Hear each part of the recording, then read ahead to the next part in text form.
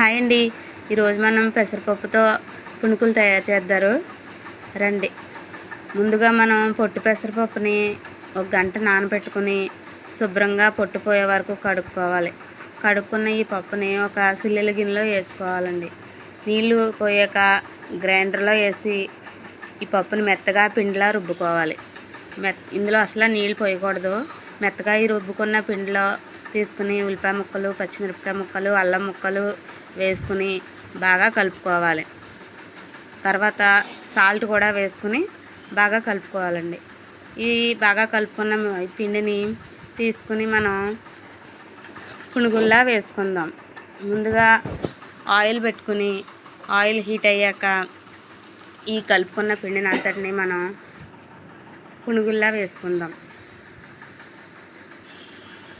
ఇలా ఒక్కోటి పునుగుల్లా వేసుకొని బాగా రౌండ్ షేప్ వచ్చేలా వేసుకోవాలండి. ఇవి చాలా టేస్ట్గా ఉంటాయి. ఈవినింగ్ టైం స్నాక్స్లా కూడా చాలా బాగుంటాయి. అన్నీ వేసుకున్న తర్వాత రెండో వైపు తిప్పుకోవాలి. తిప్పుకుని బాగా వేయించుకోవాలండి. వేయించుకుని కొంచెం బాగా గోల్డెన్ కలర్ వచ్చాక తీసేసుకుని తింటే చాలా టేస్ట్గా ఉంటుంది.